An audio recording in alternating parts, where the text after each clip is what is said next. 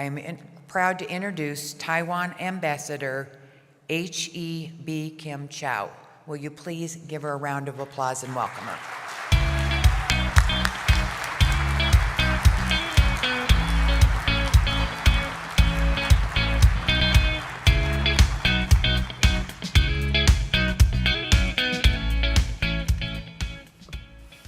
Thank you, Karen, for that kind introduction.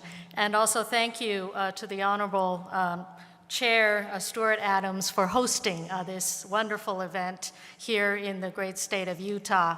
I'm so honored to be able to be here in person to use this occasion to express my gratitude to so many of you, to Alec, and to the so many outstanding freedom-loving legislators around the United States for your friendship and support for the bilateral relationship with my country, Taiwan.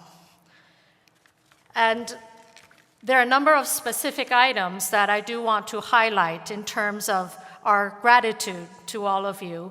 First of all, I want to thank Alec for awarding my president, Tsai Ing-wen, with the International Pioneer Award for Leadership, highlighting her commitment to free markets and also to fighting for democracy.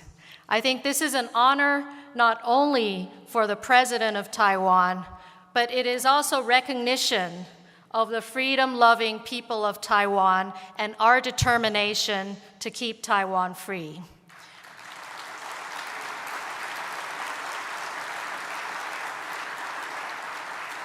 I often say that you are living in the land of the free. We are living on the island of the free.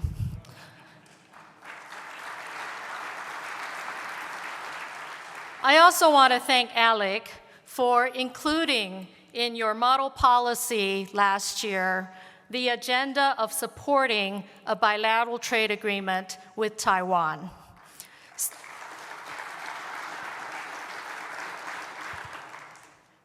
Bilateral trade with Taiwan is in the interests of both our countries. For us, it will help us diversify from overdependence on the Chinese economy. I think this necessity has been highlighted, especially during COVID, where very often we are vulnerable to dependencies on China, whether it's on the provision of PPEs or for other supplies that go into our pharmaceutical and medical device supply chain. What we want to do is work among like-minded democracies that share the respect for international property rights and playing by global rules and scientific standards. Mainly, we also believe that it is only in societies that respect the freedom of speech where true innovation can propel technology that advances human progress instead of technology that is abused and used for surveillance and controlling their people.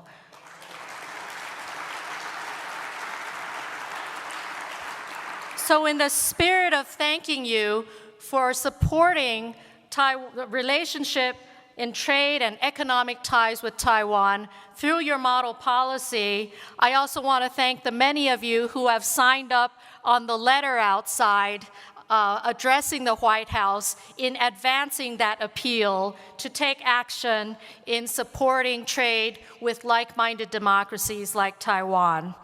I also want to thank many of you who have passed resolutions in the various state legislatures in support of the friendship and partnership with Taiwan. Now, I'm an ambassador now. I work in Washington, D.C., but I used to be like you. I came from a legislature in Taiwan. I understand that all politics are local. And when we go back to our constituents, we want to deliver on economic progress. We want to deliver on the common values that we share. And I want to say that although Taiwan, we're in the state of Utah now, our size is only about 15% the size of Utah. But we are the 8th largest consumer of American agricultural products in the world. Which means per capita-wise, each Taiwanese citizen is the second largest consumer per capita-wise of American agricultural products, just second to Canada. So we love American agricultural products. We also love American technology that is based on ingenuity and innovation in an environment of freedom. We are also fans, and of course we depend also on American energy exports that help propel our economy and our industry. So this is a bilateral partnership that reinforces our strengths, and we help each other. Let me give you another concrete example. We just heard from the Senate President from the state of Arizona. Now, Taiwan's semiconductor company, TSMC, is now working on a $12 billion investment in Arizona to produce semiconductor chips.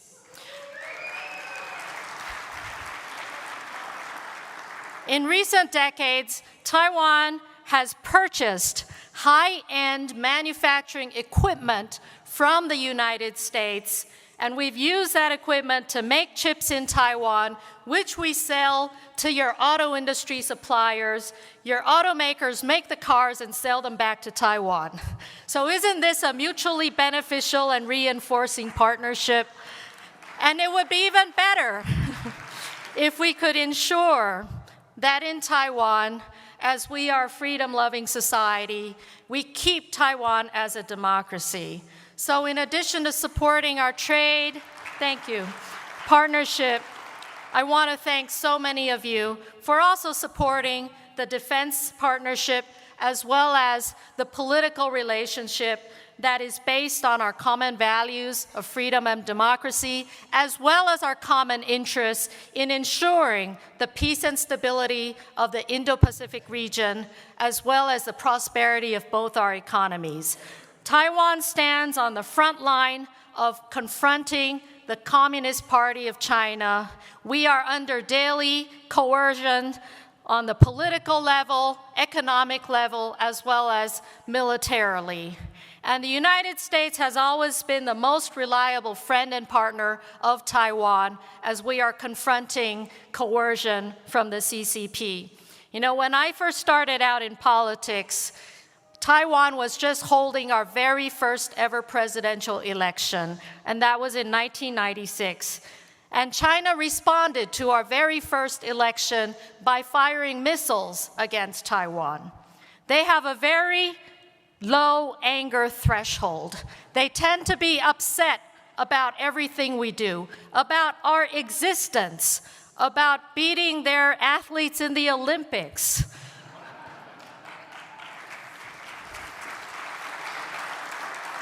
But I think what's most important is that we work together to preserve our democracy. It's not only important for the people of Taiwan, it is important for all the freedom-loving people in the world, because the Chinese Communist Party has a narrative. They claim that democracy is not suitable for Asian people. That is a lie, that is false, and Taiwan is living proof of that.